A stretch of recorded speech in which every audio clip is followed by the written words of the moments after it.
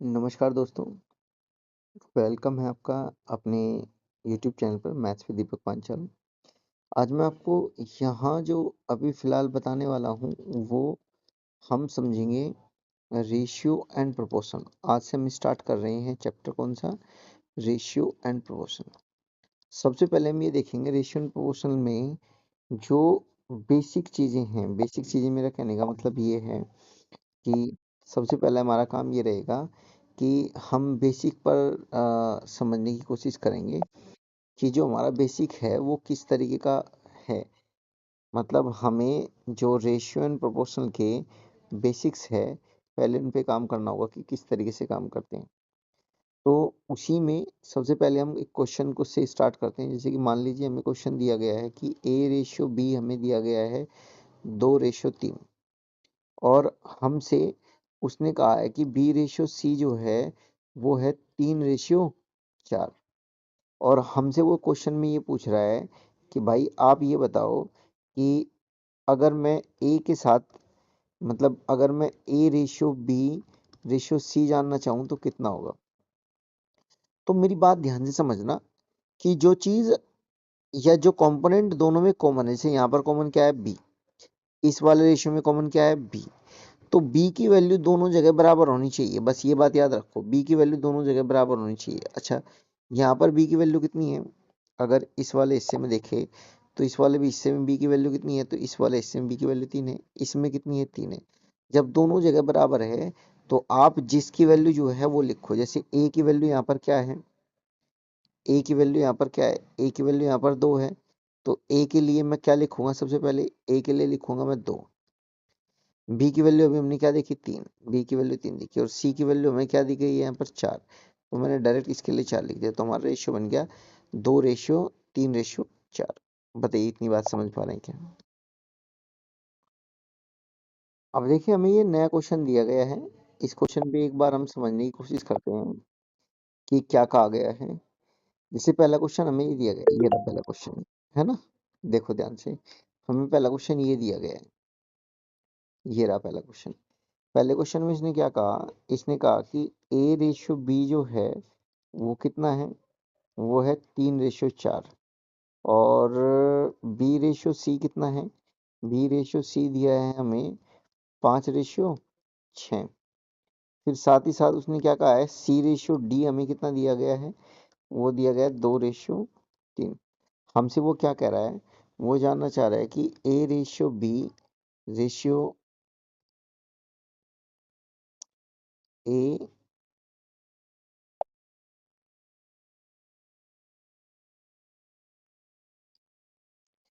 A/B ratio C ratio D कितना होगा? सबसे पहले मैं क्या काम करूंगा? मेरी बात को देखो, यहाँ से समझते रहना मैं क्या आपसे कहना चाह रहा हूँ। मैं सबसे पहले इन दोनों को पिक करूंगा यहाँ से। मैं सबसे पहले इन दोनों को पिक करूंगा। किन दोनों को पिक करूंगा? देखो, मैं इन दोनों को पिक करूंगा यहाँ से। ये दोनों लूंगा मैं। जब मैं इन दोनों को लूंगा, जो मैंने ये इस रेक्टेंगल में किए हैं, तो यहाँ से मुझे समझ में आएगा कि अब मैंने लिखा A/B/C। ए की वैल्यू कितनी है? 3। तो यहाँ मैंने लिखा 3। बी की वैल्यू कितनी दे रखी है? पहले वाले रेशियो में 4 और नीचे वाले इसमें कितना? बी कितना दे रखा है? 5 और सी कितना दे रखा है? रेशियो लगाकर मैंने लिख दिया 6। अब जब मैं इनको बैलेंस करके मल्टीप्लाई करूंगा तो आप यहाँ से बात समझना कि मैं किसके लिए क्या लिख रहा हूँ। ध्यान से देखना किसके लिए मैं क्या लिख रहा हूँ। जैसे देखो, इसके आप क्या देखना, आप ये देखो कि दोनों में कॉमन कौन सा है? तो दोनों में कॉमन कंपोनेंट बी है। तो बी वाली वैल्यू हुई इसके बराबर वाली जगह का जो खाली बैठी हुई इस लाइन में वो लिखना है। तो यहाँ पर बी की वैल्यू कितनी आएगी? 5 आएगी। अब मल्टीप्लाई करोगे तो आपको कितना मिलेगा? 3×5 = 15। ठीक है, इन दोनों की मल्टीप्लाई करोगे तो कितना आ जाएगा? 4×5 = 20 और इन दोनों की मल्टीप्लाई करोगे तो कितना आ जाएगा? 6×4 = 24। ये 3 से तो कट नहीं सकता, ये सिंप्लीफाई हो नहीं सकता, तो आप इसको यहीं छोड़ देंगे। तो ए की वैल्यू इतनी, बी की वैल्यू इतनी, सी की वैल्यू इतनी। अब आप इस थर्ड वाले रेशियो को यूज करेंगे। उसने सी की वैल्यू कितनी दी है? अगर मैं यहाँ पर रेशियो लगाकर डी को लिख लूँ तो सी की वैल्यू उसने दी है 2 और यहाँ पर वैल्यू आ जाएगी डी की 3। अब हम रेशियो बनाएंगे, देखो अब हम बनाएंगे रेशियो, देखना कैसे। अब मैंने आपको क्या बताया, मैंने आपको ये कहा भाई कि जहां पर जो खाली जगह जो कॉमन है उन दोनों के बराबर वाली खाली जगह को उससे भरो। जैसे आप क्या कह सकते हैं, इसे तो बस आप डबल कर लो तो ज़्यादा अच्छा रहेगा। मतलब अगर आप इसको डबल कर लेते हैं, देखो ये दोनों बराबर होनी चाहिए। बराबर होने के लिए आप इस वाली वैल्यू को, केवल इस वाली वैल्यू को अगर आप 12 से मल्टीप्लाई करेंगे तो इधर भी आपको 12 से मल्टीप्लाई करनी पड़ेगी। तो आप यहाँ से कहेंगे ये बन जाएगा 12 दूनी 24, ठीक है, और ये बन जाएगा 12 तिये 36। अब जिसकी जो वैल्यू है डायरेक्ट वो लिख दो। ए की वैल्यू कितनी आई 15, बी की वैल्यू कितनी आई 20, सी की वैल्यू कितनी बनी 24 और डी की वैल्यू कितनी बनी 36। यही इस क्वेश्चन का आंसर होगा। आपको ऐसे क्वेश्चन लेने, ये बहुत बेसिक चीजें समझ रहे हैं, ठीक है। अब अगले क्वेश्चन पे चलते हैं। अगला क्वेश्चन क्या है हमारे पास, अगले क्वेश्चन के लिए हम एक पेज ले लेते हैं, एक नया, है ना, एक नया पेज लेते हैं और तब बात करते हैं। देखो पहले लिख लेते हैं हमें क्या क्या दिया गया है। ए रेशियो बी दिया गया है, जो भी दिया जाएगा। फिर हमें बी रेशियो सी दिया जाएगा, जो दिया गया है। सी रेशियो डी दिया जाएगा, देखते हैं क्या दिया गया है। तो एक बार क्वेश्चन पे चलते हैं। A ratio B 3 4, B C 5 7। 3 4 ये है 3 और 4 और ये है 5 और 7। उसके बाद आगे हमें पिछले में क्या कहा गया, बी और डी और सी और डी कितना है 8 9। सी और डी कितना है, ये है 8 9। लेकिन हमसे वो ए रेशियो क्या जानना चाह रहा है, ए रेशियो डी जानना चाह रहा है कि आप जो है बस मुझे इसकी वैल्यू बता दो। वो क्वेश्चन में ये कह रहा है। चलो भाई करते हैं काम को। अगर हमें इस क्वेश्चन को भी सॉल्व करना है तो कैसे करेंगे। पहली तो बात मुझे ये समझ में आनी चाहिए कि मुझे अगर ए रेशियो डी पूछा गया है तो मैं पहले एक फॉर्मेट तैयार करूंगा और उस फॉर्मेट के हिसाब से, जैसे मैंने अभी बताया कि आप सबसे पहले क्या काम करेंगे, एक फॉर्मेट तैयार करेंगे। और वो फॉर्मेट किस तरीके से होगा, वो इस तरीके से होगा कि ए के साथ बी के साथ सी पहले आपने मिलाया, यहाँ लिखा 3, यहाँ लिखा 4 और जी साहब यहाँ लिखा आपने 5 और यहाँ आ गया 7। ठीक है, ए बी सी का रेशियो आप बनाओ पहले। आप कहेंगे सर अब मैं यहाँ क्या भरूँ, तो भाई आपको मैंने अभी बताया यहाँ 4 आ जाएगा, यहाँ अभी बताया मैंने यहाँ कितना आ जाएगा 5 आ जाएगा। तो आपने कहा ये बन जाएगा 3 पंजे 15, 5 चौक 20 और ये बन जाएगा 7 चौक 28। बहुत आसान सी बात थी। अब इन्हीं के साथ हम किसको मिलाएंगे, इन्हीं के साथ हम मिलाएंगे किसको, हम मिलाएंगे डी को। सी की वैल्यू कितनी है, सी की वैल्यू है 8 और डी की वैल्यू कितनी है 9। तो यहाँ हम क्या कॉमन कर सकते हैं, क्या कॉमन कर सकते हैं। तो आप ये देखो कि जो ये नीचे वाला रेशियो है, अगर मैं ऊपर वाले रेशियो के अंदर, ध्यान से देखना, अगर मैं इस पूरे के पूरे रेशियो के अंदर, ये जो मेरे पास पूरा रेशियो है इसमें मैं 2 की मल्टीप्लाई करूंगा तो ये 56 बन जाएगा। और इसमें मैं पूरे के पूरे रेशियो में 7 की मल्टीप्लाई करूंगा तो इतना हो जाएगा। तो यहाँ से डायरेक्ट मैं ये कह सकता हूँ कि जो ए और डी बनेगा वो कितना बनेगा। भाई इस ए की मल्टीप्लाई यहाँ भी होगी, ए में भी 2 की मल्टीप्लाई होगी तो 15 दूनी तो 30 ही हो जाएगा। ठीक है, और इस 7 की मल्टीप्लाई डी में होगी, ये रहा डी, क्योंकि हमें डी तो चाहिए और बाकी से तो कोई मतलब है ही नहीं, हमें केवल डी चाहिए। और अगर हमें केवल डी चाहिए बाकी से कोई मतलब नहीं है तो आप ये देखो 9 सते 63 हो जाएगा, 9 सते 63 हो जाएगा।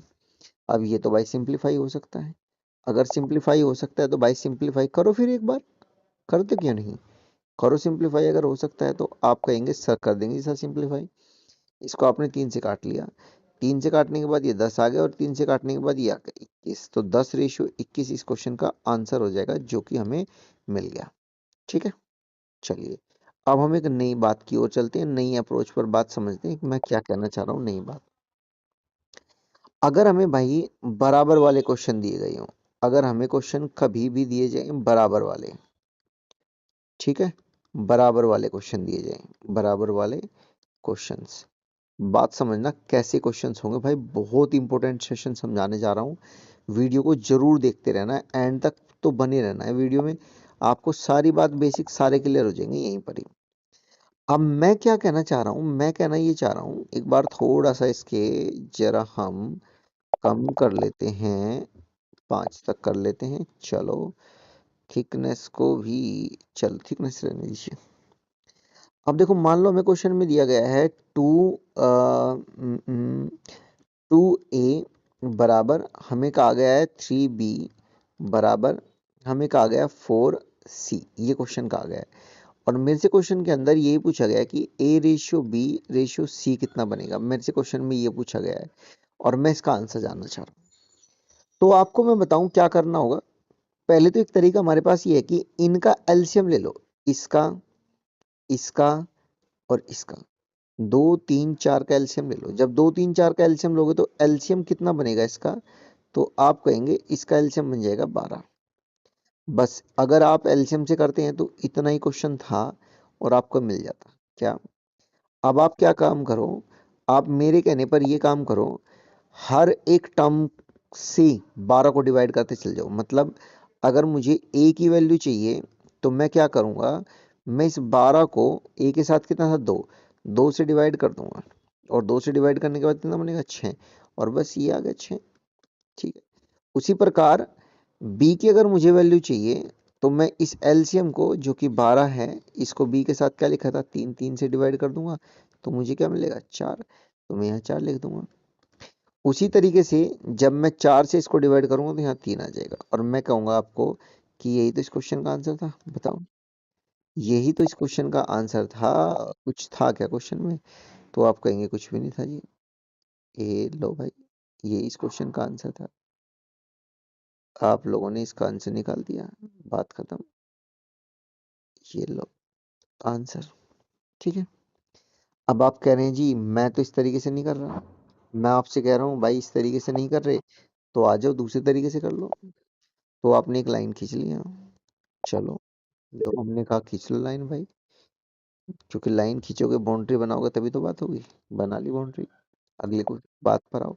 अगर आप इसको ऐसे ना करके किसी और तरीके से करते तो क्या कर सकते थे, वो ज्यादा समझना है। वो क्या समझना है, हमें दिया गया था कि 2a बराबर हमें दिया गया था 3b और बराबर हमें दिया गया था 4c, ये दिया गया।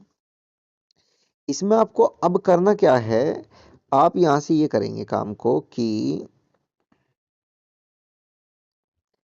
यहां से अब आप क्या करो कि मुझे इसके नीचे जो है इसको मैं छिपा लेता हूँ, ए को छिपा लेता हूँ। जब मैंने ए को छिपाया तो ये दोनों बचे, इन दोनों का प्रोडक्ट मैंने इसके नीचे लिख दिया, ये दोनों बचे और इन दोनों का प्रोडक्ट मैंने इसके नीचे लिख दिया। देखो कैसे, मैंने लिखा कि 3 × 4, ठीक है, रेशियो बनेगा सीधा। और यहाँ लिखा मैंने इसके नीचे लिखना है मुझे, तो इन इसको मैं छिपा लूंगा, बी वाले को, इन दोनों को लिखूंगा। तो यहाँ मैं लिखूंगा कि 2 × 4, ठीक है। उसी तरीके से मैं सी को छिपा लूंगा। अब अगर सी को छिपा लेता हूँ तो यहाँ कितना बचेगा 2 × 3। देखो काम कितना आसान हो गया। तो ये कितना हो गया, ये हो गया 12, ये कितना होगा 4 दूनी 8, ठीक है, ये कितना हो गया 2 × 3 = 6। अब आप इसको सॉल्व कर लो, जब इसको सॉल्व करोगे तो कितना आ जाएगा, 2 से काटने के बाद 2 और 2 से काटने के बाद 4 और 2 से काटने के बाद 3। देखना जरा वही क्वेश्चन नहीं है कि जो उनसे ऊपर लिखा हुआ है, और मैं आपसे कहूंगा ये इसका आंसर है।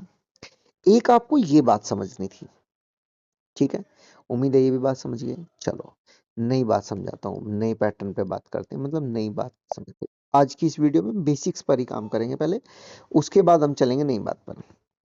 अगर हमें क्वेश्चन इस तरीके से मिले, नई बात जो मिले, मान लीजिए हमें कहा गया है क्वेश्चन में कि x/2 बराबर y/3 बराबर z/5, 5। और मेरे से वो क्वेश्चन में कह रहा है कि x ratio y ratio z समझाओ कितना होगा, तो मैं क्या आंसर दूंगा भाई, बोलो। मेरे से क्वेश्चन में कह रहा है कि x ratio y ratio z बताइए, तो मैं क्या आंसर दूंगा, जरा एक बार मेरी बात को समझना और समझकर मुझे बताओ कि आप क्या काम करेंगे अगर ऐसा क्वेश्चन मिलता है तो आपका क्या आंसर होना चाहिए, आपकी क्या राय होनी चाहिए, बोलो।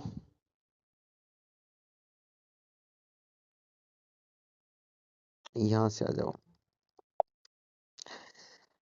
मैं अगर इसको ट्रिक से करता भाई, अगर मैं आपसे बता रहा हूँ कि मैं इस बात को भाई बिल्कुल ट्रिक से कर रहा हूँ, ट्रिक से मुझे तो कुछ जानना ही नहीं, मुझे तो सिर्फ ट्रिक जाननी है, तो मैं आपसे कहता कि आप भाई बस सिर्फ इतना काम कर लो। अगर आप ट्रिक से इस बात को कर रहे हैं, ट्रिक से करने पर आपको इतना काम करना होगा कि जो जिसके नीचे वैल्यू जो लिखी हुई है वही उसका आंसर है। X ratio Y ratio Z के लिए कितना हो जाएगा, 2:3:5 ही इस क्वेश्चन का आंसर है, और यही इस क्वेश्चन का आंसर है। ठीक है, अगर मैं इसको ट्रिक से करता तो मैं बात को ऐसे समझता जैसे मैंने आपको अभी समझाई है। ठीक है, लेकिन जैसे कि मैं इस क्वेश्चन को ट्रिक से नहीं कर रहा हूं, इस क्वेश्चन को मैं ट्रिक से तो नहीं कर रहा, अगर ट्रिक से नहीं कर रहा हूं तो मैं इसको क्या करता हूं, तो मैं बताता हूं। आप इनका एलसीएम लेते, आप इनका क्या लेते, एलसीएम।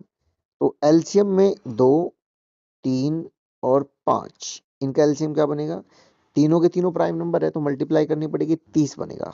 30 की मल्टीप्लाई सब में करते, मतलब कि x/2 इंटू 30 बराबर y/3 इंटू 30 बराबर z/5 इंटू 30। ठीक है, तो आप यहां से कहते ये बन जाता 15x, ये कितना बन जाता, ये बन जाता 10y, ये कितना बन जाता है, ये बन जाता 6z।